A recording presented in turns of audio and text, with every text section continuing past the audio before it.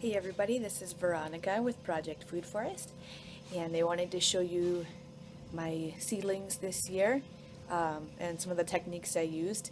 And I also wanted to show you how I'm not only a lazy gardener, but I'm a cheap gardener too, and give you some tips on how you can be a cheap and lazy gardener yourself. So first things first, when you are a lazy gardener, you really don't want to mess too much with starting seeds indoors, hardening them off, and then transplanting them. That's a lot more work than just throwing seeds on the ground. So I minimize the plants that require doing so, um, and also the plants that give you a choice of starting inside or outside. I obviously choose starting outside because it's much easier. You may see results less quickly in that case, but to me it's worth it. Not to mention the extra energy that is required sometimes when starting seeds indoors. We do not have good south facing windows or really good windows at all that provide a lot of sunlight for seed germination. Um, Once these are all germinated, especially the ones that require light and heat, I might move them over to this sliding glass door, but that's east facing, so it's just a lot less light and they get scraggly and leggy when I do that. So this is my cheap setup here. I've just got a hardware tower or a hardware shelf that you can get at a hardware store. Um, and then two fluorescent light fixtures. I'll stand up here. And then they come with these chains. And then I bought S hooks last year, and of course I lost them. This is a spider I was going to show my son. Put that up here. So I just use some yarn. Just be creative. You don't have to buy everything special for gardening. It gets way too expensive and it prevents people from doing it. Just get out there and do it. You can find a way if you be creative. So then these are not special grow lights, they're just fluorescent lights. And when you go to the fluorescent light section, you can pick out lights from different ends of the spectrum. And you want to get lights from the daylight, so it's got more bright light, more white light in it, that more closely mimics the sunlight that they need to grow. So just get ones that say daylight on them. So you'll also see that these are black plastic flats that I reuse every year. But the pots, I've tried different things. Last year I tried soil blocks. That wasn't my favorite. I still have the blocker in case I decide to try that again. But this year I went back to making my own pots out of recycled materials such as newspapers and toilet paper rolls.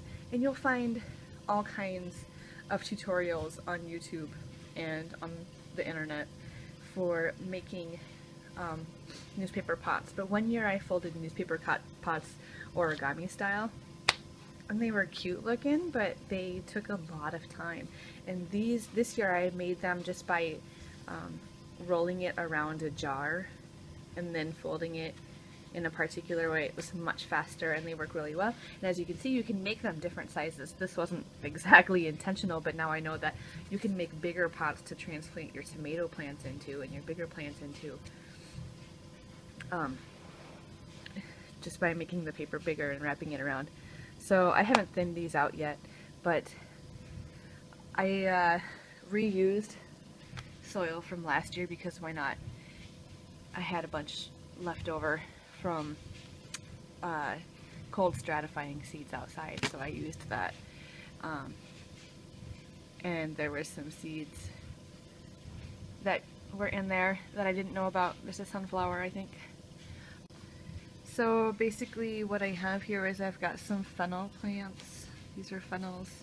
I've got onions back there. I saved those last year. They're doing really well. There's some lavender that are just starting to come up. I think, no, that's not a lavender. I think that one. This one fell apart. So these toilet paper tubes, they also fall apart. I much prefer the newspaper ones over the toilet paper ones. There's other things you can do with toilet paper tubes. So that is cabbage, green cabbage seeds, and then these three are red cabbage seeds. you can see that, well, they're older seeds, so they have lower germination rate anyway, but red cabbage seems to be just more difficult in general to grow than the green cabbage.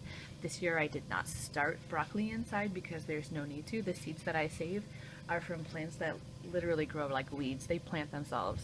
So there is no need to start those indoors anymore. And then you see I've got tomatoes and peppers.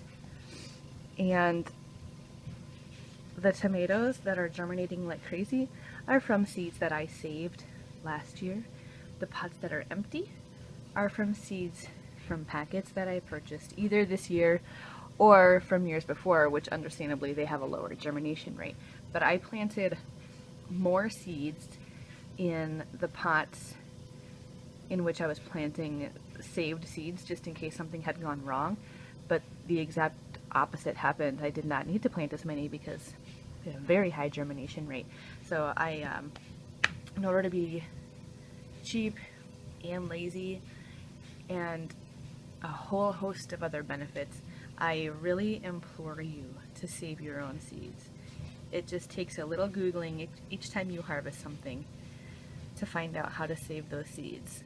And it's so worth it. Once you know, you know. It's simple. You don't have to go to the store. You don't have to go online and pick out. And every year when you save them, they become more suited to your climate, to your environment, to your soil type.